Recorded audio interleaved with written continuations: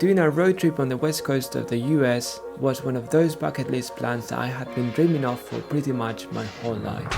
Planning this took my girlfriend and I the best part of a year, so when we landed in LA, everything felt quite surreal. So hard to actually take it in, isn't it? Like you're just like, oh, here I am. This trip though was not meant to be a bouldering trip. However, we were going to visit some of the most emblematic climbing destinations in the world, so I had to make some room for climbing. This video is the first part of my favorite moments and climbs during our trip. Driving down the west coast by the ocean was one of the coolest drives we have possibly done. The Big Sur is as dramatic as it gets, and we got to see it in full bloom. The coastline itself and its wildlife made us stop at pretty much every turn.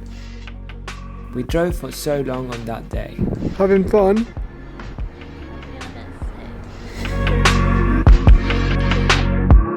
The first place we stopped at for several days was San Francisco.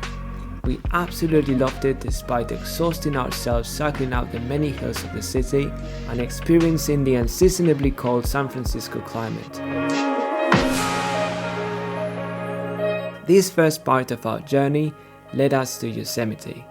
I can't quite describe the excitement we experienced while driving through the valley floor for the first time, seeing all the big walls and waterfalls with our own eyes.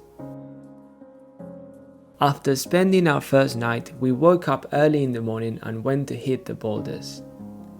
Clem's Traverse was the first block I tried in Yosemite, and I guess that is why it is special to me. It is a 5-star V0 traverse that I was using as a warm-up for the day. Because we were only going to stay a few nights and I don't know when will I be back to Yosemite, if ever, I meticulously planned every boulder I wanted to try, from the warm-up to the project.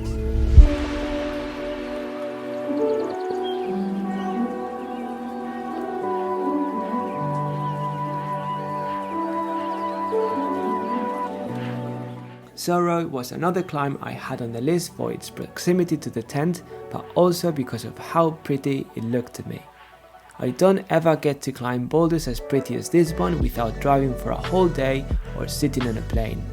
So doing a 5-minute walk from where we were sleeping was such a treat.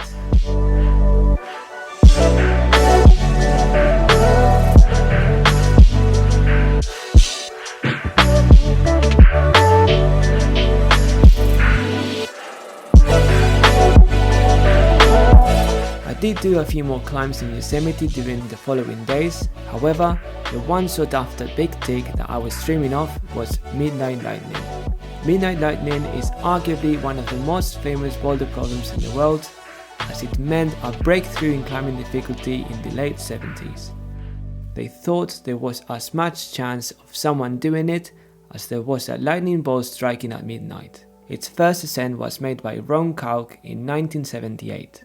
I projected this climb for a couple of sessions and this was my best attempt on it.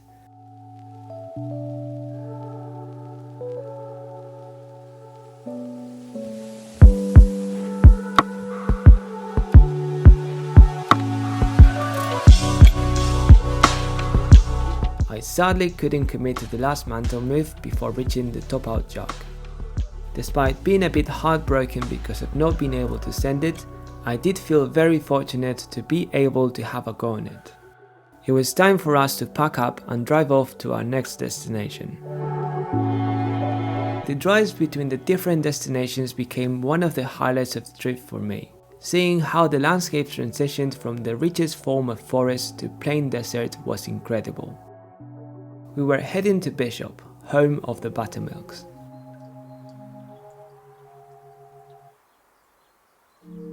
The Buttermilks are a climbing mecca in the US because of the high concentration of incredibly good quality climbing and because of the high walls. Unfortunately for us, the climbing season here finishes in May, when the temperatures start going up, and that is exactly when we arrived. Despite being at the crack at 7 in the morning, the temperatures were already in the high 20s, which made everything a tad harder.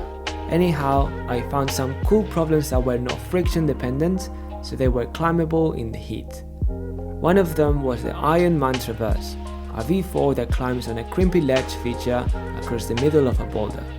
I had seen many pictures and videos of this climb, so being able to have a go on it really made my day.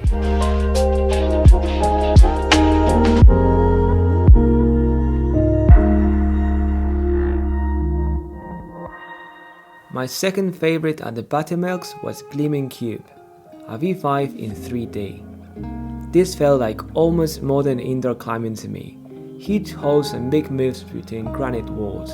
Such an unusual style to climb outdoors.